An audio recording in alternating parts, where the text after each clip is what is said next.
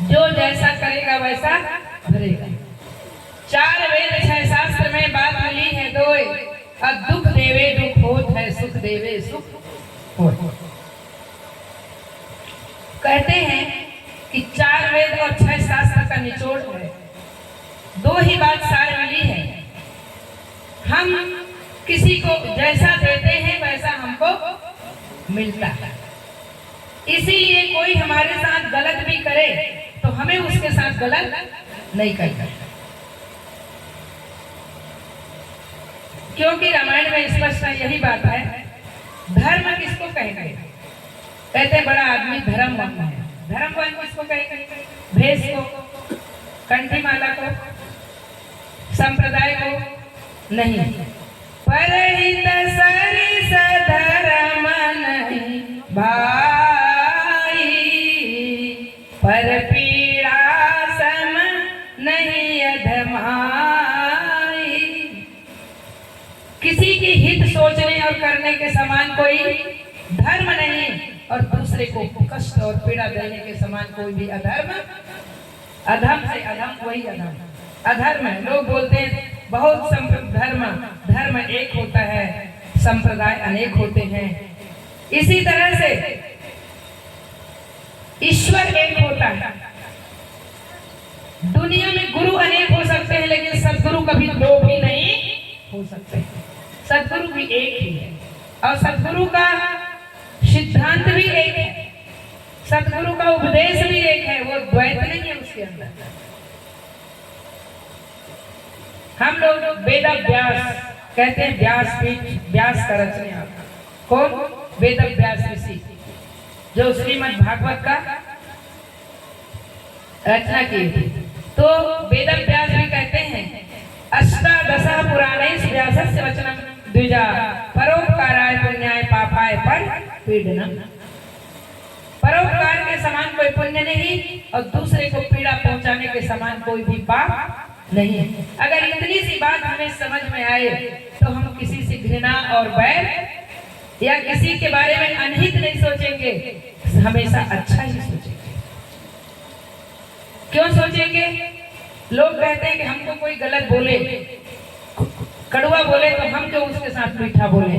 कोई हमारे साथ अच्छा, लेकिन कबीर साहब कहते हैं कि तुम कभी ऐसा मत करना।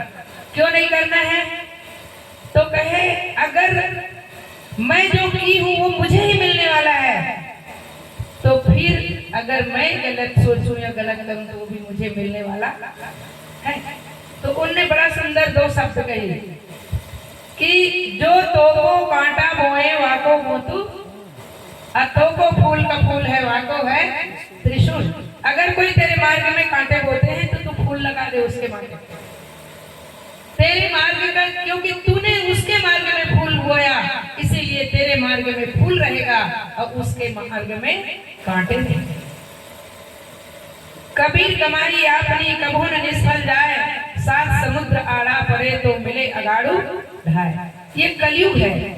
हम इसमें सुबह सोचेंगे, करेंगे और शाम को भरेंगे, सुबह करेंगे शाम को भरेंगे। हम किसी के बारे में गलत सोचेंगे भी, हमने किया नहीं तो हमारे अंदर हो जाएगा। आपको पता है अभी हम क्या कहते हैं? ये आदमी बड़ा जालसाजी है। क्या कहते हैं? ये आदमी बड़ा जालसाजी है। कब से ऐसा हुआ पता है? ये शब्दों का उलाहना लोग कब से दे रहे हैं? एक बार की बात है, पहले राजा महाराजा लोग दान पुण्य पूजा पाठ किए बिना भोजन करते नहीं थे। दान तो करते ही करते थे। तो एक राजा दान किए बिना भोजन नहीं करता था। तो दान पुण्य सब ठीक ठाक था उसका क्रियाक्रम, और राजकोष की संपत्ति घटने लगी और विपत्ति आने लगा। तो गुरु महाराज के पास जाकर पूछा बुला के कि ये हमारे यहाँ समस्या क्यों आ रही है? तो गुरु जी ने कहा कहीं गड़बड़? बोले नहीं, दान पुण्य उतना ही है और पूजा पाठ और सब कुछ मैं वैसा ही कर रहा हूँ। तो गुरु जी ने पता लगाया कि ऐसा क्यों हो रहा है। फिर हेलो, जब सब अच्छा है तो बुरा क्यों हो रहा है? तब उसने कहा पता लगाना चाहिए कहीं पर गड़बड़ी नहीं है। तो गुरु जी ने ध्यान से देखा, बोले दान में बड़ा गड़बड़ी है।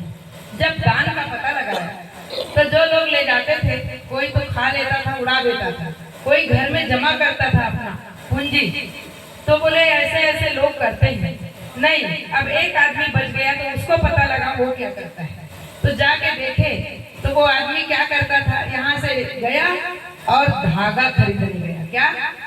धागा। बोले धागा खरीदने गया, उसका क्या करेगा? फिर बोले अब जाके देखो घर में क्या करता है, तो वो जाल बुन रहा था। क्या बोल रहा था? जाल। तो उसको बुलाया और दरबार में पूछा गया कि तुम जो दान लेके जाते हो क्या करते हो? बोले धागा खरीदता हूं। और धागा खरीदने क्यों खरीदते हो? बोले मैं जाल बना रहा हूँ। अब जाल का क्या करोगे?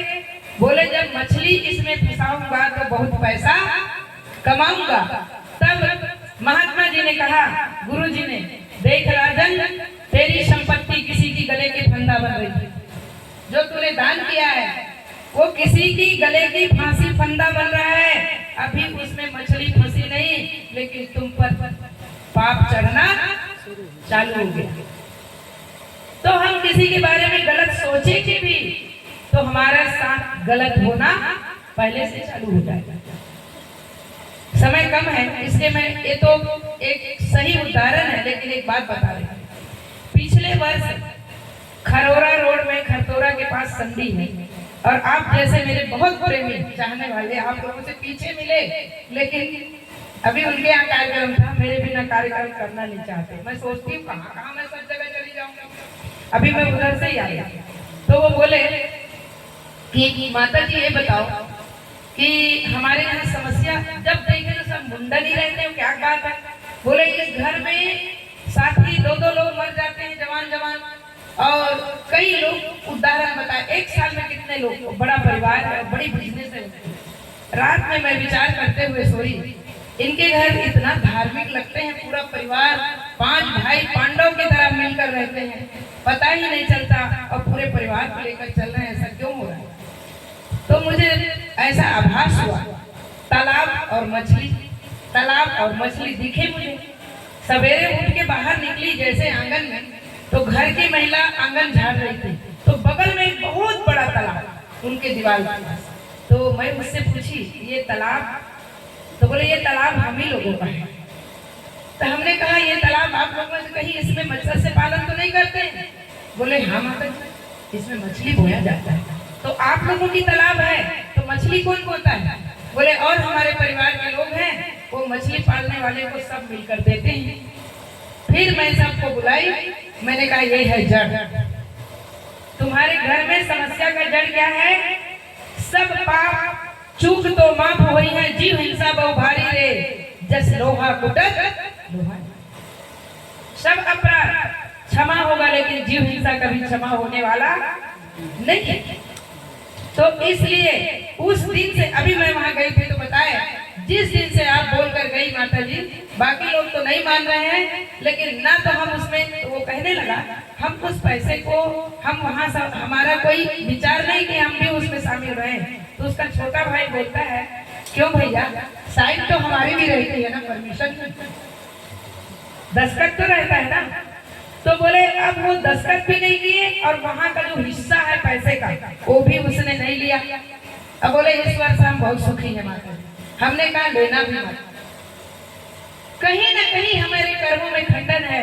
और इसी को कबीर साहब कहे, जिस दिन इस चादर को बुना गया ना, तो कर्म की पोनी कातन बैठी, 5 तत्व गुण तीनी चदरिया, जीनी रे जीनी बीनी, कर्म की पोनी। अब आप सोचिए, एक कपास की मैं आपको इतना बड़ा टुकड़ा दूं, आप क्या गिन के निकाल सकते हैं, बता सकते हैं इसमें कितने रेशे हैं? इसी तरह हमारे ये शरीर का जो निर्माण है वो हमारे कर्मों के आधार पे हुआ है, और उसी के अनुसार हमें सुख दुख और फल मिलता है। हाँ, फर्क इतना है कि जितने भी 4 खानी और 4,84,000 योनि है वो सब भोग योनि है, और एक मनुष्य है वो कर्म योनि भी है और भोग योनि भी है। पहले का भोगते हुए और जो करते हैं उसका फल आगे के लिए और कर्म करते हैं। दूसरे लोग कर्म नहीं करते, केवल भोगते होता तक अपने भोग योनि में। 4 खानी, अंडज पिंडज उष्मत और स्थावर, और 4,84,000 योनि में ये जीव भटकता है। तो हमें क्या मिला है? मानवता। कहते हैं सकल पदार्थ है जगमाही और कर्महीन नर पावत। इसीलिए कभी किसी को दोष मत देना कि जो भी मुझे मिल रहा है मेरा किया हुआ है और जो मिलेगा वो भी मेरा किया हुआ रहेगा। इसलिए अभी क्या किए हैं हमारे उदित नाम साहेब नवोदित वंशाचार्य, एक उनके जो केडीवी मिशन है ना उसमें एक शब्द लिखा है, जीव दया अरु आत्म पूजा सतगुरु भक्ति और नहीं दूजा। बोले जीवों के ऊपर दया करना और आत्मा की पूजा करना, इससे बढ़कर के कोई सतगुरु की भक्ति नहीं है। लेकिन नारा तो आप सब लगा रहे हैं, लेकिन आपके यहाँ भले नहीं होगा। हमारे छत्तीसगढ़ में और जगह तो सब गैयों को रोड में निकाल दे रहे हैं और सब कत्ल कर रहे हैं। कबीर पंथी भी वही काम कर रहा है, दुकान खोल दिया तो दुकान को अच्छा चलाने के लिए वो भी अंडा बेचता है। चुनाव आएगा तो वो भी दारू देता है पीने के लिए और लोगों को हम पैसा दे देते हैं, जाओ खरीद के लिए देते। यही तो अंतर है। कबीर साहब ने यही कहा कि विचार करो, एक एक कर्मों का फल कबीर कमाई अपनी कभू न निष्फल जाए और सात समुद्र आड़ा पड़े तो मिले अगाड़ू ढाई। इस पर अगर विश्वास हम करेंगे तो हम कभी गलत काम नहीं कर सकते। कभी किसी को तकलीफ देने वाले घर में माता पिता सास ससुर बेटा बेटी अपने कोई भी अड़ोसी पड़ोसी गांव वालों के बारे में कभी गलत नहीं सोच सकते, किसी के बारे में भी नहीं। इसीलिए कहते हैं मनुष्य से बढ़कर कोई प्राणी नहीं, और मनुष्य वह है जो दूसरों के लिए मरे और पशु वह है जो अपने लिए चरे। लेकिन आज पशु दूसरों के लिए जीता है, जीते जी और मरने के बाद किसी का काम आता है, लेकिन मनुष्य जीते जी किसी का काम नहीं आता। तो इसलिए हमें क्या करना चाहिए, कबीर साहब पर विश्वास करके यही मेरे द्वारा किसी भी प्रकार किसी के लिए अनहित होना नहीं चाहिए। चार वेद छह शास्त्र में बात मिली है दोए, और दुख देवे दुख होत है सुख देवे सुख हो। हुस्न में पटे पटपटाते पड़े हो, गालों से ईश्वर खुदा पे अड़े हो। दया धर्म और दीनताई नहीं है, करे छिप के अवगुण खुदाई कहीं है। खुदा इस मिलने का कैसा जतन है, नहीं जानते हो इसी से पतन है। सारी बुरी बात आदत को छोड़ो और पाप और अधर्म से रिश्ता न जोड़ो। बस इन्हीं शब्दों के साथ एक मैं भजन मेहरबानी पर विराम लेती हूँ। प्रेम से बोलिए सद्गुरु कबीर साहेब की साहेब बंदगी। एक भजन गवा दो, भजन अच्छा हुआ कि नरेंद्र ने 15 एक मिनट भजन एक भजन साहब एक भजन थक गई एक भजन गा लगातार 3 महीने से, और अभी गला भी मेरा एक भजन गा दीजिए। कौन सा भजन सुनना चाहेंगे? जो भी गुड़िया बोल आ जाए। हाँ फालतू बता टाइम मैं नरेंद्र आना नहीं चाह रही थी, पर चलो मुलाकात हो जाए। इसी डेट पे मेरा दूसरा जगह कार्यक्रम में मेरा पम्पलेट छपा है, इंतजार कर रहा है। कौन सा भजन मनोज जी बोल रहे हैं और कोई? अच्छा चलो ठीक है। बहुत चुन कर विवेकी है लोग, कहते हैं ये दुनिया में सब कुछ मोल में मिल जाता है, लेकिन मनुष्य जन्म अनमोल है, वो मोल में मिलता नहीं है। तो आप लोग भी मेरे साथ गुनगुनाएंगे। कबीर साहब ने कहा है, मानुष जन्म दुर्लभ है, मिले न दूनी बार, अब पक्का फल जो गिर पड़े तो बोहरी न लागे।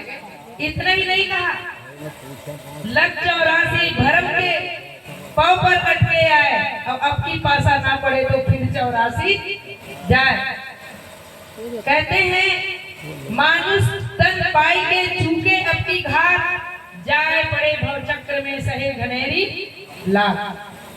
मैं 2 मिनट इसे बताई दूं, हम लोग इसका अर्थ समझ लें कि 4 लाख 4,84,84 योनि में झूठ भटक कर मानव तक पाया है, और अब की बार कहीं के पक्की घर में नहीं गया। मानव मतलब इसने मोक्ष को प्राप्त नहीं किया, बंधन से छुटकारा पाने का उपाय नहीं किया, तो फिर से इसके लिए 4 खानी और 4,84,84 योनि तैयार है। वो कैसा है? एक अंधा व्यक्ति कमरे के अंदर है और निकलने का रास्ता ढूंढ रहा है, और रास्ता ढूंढ रहा है तो पूछता है कि मुझे कोई रास्ता बताओ, मैं काफी समय से रास्ता ढूंढ रहा हूँ लेकिन मुझे रास्ता मिल नहीं रहा है, गेट एक है और मैं चारों तरफ घूम घूम कर तलाश कर रहा हूँ। तो उन संत ने कहा एक काम कर, तू दीवार पे हाथ रख ले और दीवार को छोड़ना मत, सहलाते सहलाते पूरा घूम कर आना, तो जहाँ पर खुला मिलेगा, दीवार नहीं मिलेगा, वहीं पर तुम बाहर निकल जाना। और ये आदमी जब भी उस दीवार दरवाजे के पास आता है तो उसको खुजली हो जाती है। क्या होती है? और वो खुजलाना चालू करता है और चलना बंद नहीं करता। इसी तरह वो कई बार चक्कर लगा रहा है, लेकिन जब जब दरवाजे पे आता है तो उसको खुजली हो जाती है। वो क्या है जानते हो? मानव जन्म दरवाजा है मोक्ष का। क्या है? दरवाजा है। साधन धाम मोक्ष कर द्वारा और पाई न जीवी परलोक समारा। ये साधन का धाम और मोक्ष का दरवाजा है। और यहाँ आने के बाद ये सुख रूपी खुजली, संसार के प्राणी पदार्थ में बड़ा आनंद आने लगता है, थोड़ी देर की खुजली और भाव बड़ा भुगतना है।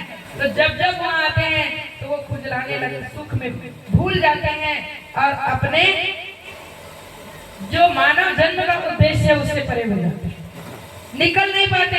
फिर युगों तक, जन्मों तक बस उसी अंधकार में भटकते रहते हैं। ये इसका अर्थ है। तो कह रहे हैं कि मानव जन्म अनमोल है। संतों ने कहा कि मानव जन्म बड़ा अनमोल है। आप लोग दोहराएंगे मेरे साथ। मानव जन्म अनमोल रे, मिट्टी में ना रोल रे, अब तो मिला है फिर न मिले, कभी नहीं कभी नहीं कभी नहीं रे। इस जन्म में अनमोल रे, मिट्टी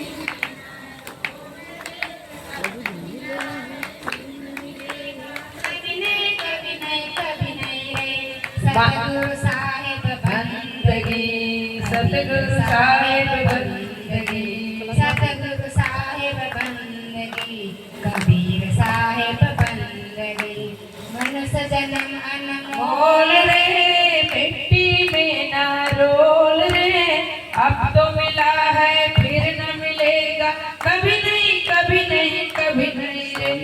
अगर तुम्हें मनुष्य जन्म दोबारा मिलेगा भी तो कोई जरूर नहीं है कि हरि तेरे गुरु जी नट्ठू भाई क्या मिलता, क्योंकि अब की बार कहीं कर्म बिगड़ा तो पता नहीं कहाँ धक्का खा के चले जाओगे पीछे। कहते अब तुम एक अनमोल रतन जो मिला है, ऐसे घरों में धर्मात्मा पुण्यात्मा के यहाँ मनुष्य जन्म मिलेगा भी तो मनुष्य की तरह जिंदगी नहीं होगी। तो क्या करना चाहिए? मनुष्य जन्म अनमोल है, इसका सदुपयोग क्या करें? तो वही कबीर साहब ने कहा, जीवन यौवन राज मद अविचल रहे न कोई, और जो दिन जाए सत्संग में जीवन का पल। तू सत्संग में जाया कर, गीत साहिब का गाया कर, तू सत्संग में जाया कर। गीत प्रभु के गाया, डरे जैसे गाते हो, थोड़ा जोर से गाओ। तू सत्संग में जाया कर, गीत साहिब का गाया कर, तू सत्संग में जाया कर, गीत प्रभु के गाया कर। शाम सवेरे बैठ के बंदे प्रभु को ध्यान लगाया कर, शाम सवेरे बैठ के बंद गीत साहिब के लगाया कर। नहीं लगता कुछ मोल रे, मिट्टी में ना रोल रे, अब तो मिला है फिर न मिलेगा, कभी नहीं कभी नहीं कभी नहीं रे। सतगुरु साहिब साहिब बंदगी। कबीर साहिब बंदगी। यहाँ आने के लिए कोई कीमत लगा है क्या? टिकट रखे थे क्या? नहीं रखे ना। बोले सत्संग में जा, क्योंकि वहाँ तुझे कोई मोल चुकानी नहीं पड़ेगी, केवल समय देना पड़ेगा थोड़ा, वो भी तुम्हारे फायदा के लिए। फिर कहते हैं, अरे काम धंधा से फुर्सत नहीं है, हम बड़े आदमी हैं, जाकर दरी में क्यों बैठे, इसीलिए ये कुर्सी लगा दिया इतना सा। आजकल लोग बैठना पसंद नहीं करते। तो कहते हैं, साहिब ने कहा, तू बुद्ध बुद्धा है पानी का, मत कर जोश जवानी का, तू बुद्ध बुद्धा है पानी का, मत कर जोश जवानी का, सोच समझ कर चल नर बंदे, पता नहीं जिंदगानी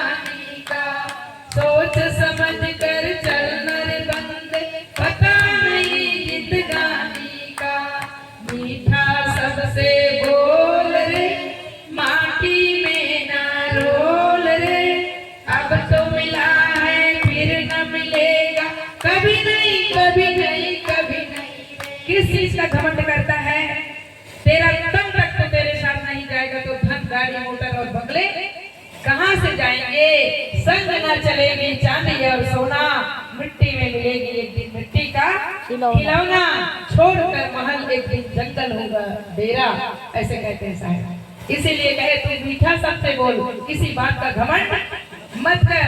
फिर कहते हैं ये बाल बच्चे परिवार काम धंधा में बहुत, अभी शनिवार रविवार को इसलिए रखे ना कि छुट्टी नहीं थी। मनुष्य बड़ा चतुर है, लेकिन साहब कहते हैं चतुर चुकन या चुन चुन मारे कोई नहीं बाँचे न्यारा हो। तो कहे तुम जिसके लिए उलझे हो, मतलब का संसार है नहीं इसका इतबार है, मतलब का संसार है नहीं इसका इतबार है, संभल संभल के चलना रे बंदे, फूल नहीं अंगार है, संसार है नहीं इसका इतबार है, संभल संभल के चलना रे बंदे, फूल नहीं अंगार है। मन की आंखें खोल रे, मिट्टी में ना रोल रे, अब तो मिला है फिर न मिलेगा, कभी नहीं कभी नहीं कभी नहीं रे। मन की आंखें खोल लो, तोरा मन दर्पण कहलाए। मन जब पवित्र होगा, दर्शन करना है तो दर्पण मलते रहिए, और दर्पण में लग गई काई तो दरस कहाँ से पाई। प्रेम से बोलिए साहिब बंदगी, साहिब बंदगी।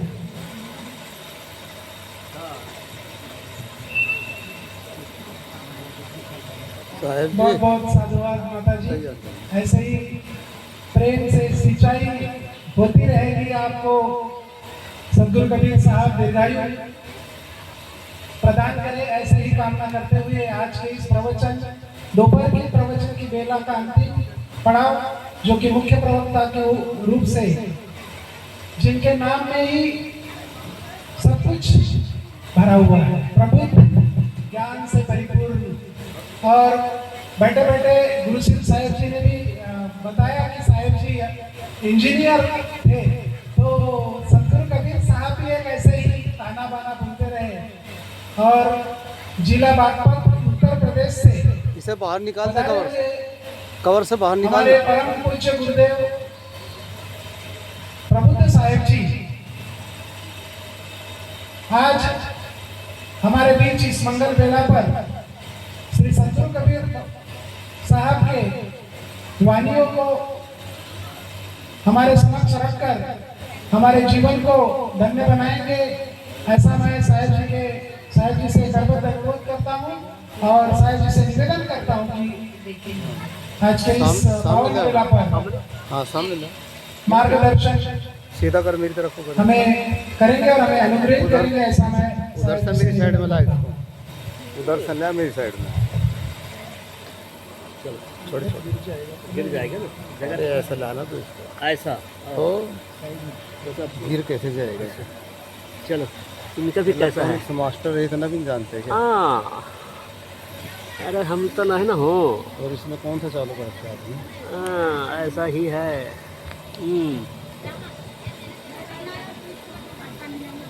यूट्यूब चालू करता ना मेरे भाई, है यूट्यूब चालू करना है, लाइव टेलीकास्ट दिखाना है का? हाँ अच्छा हमको कहाँ मालूम रही, कहाँ दिखाता हो।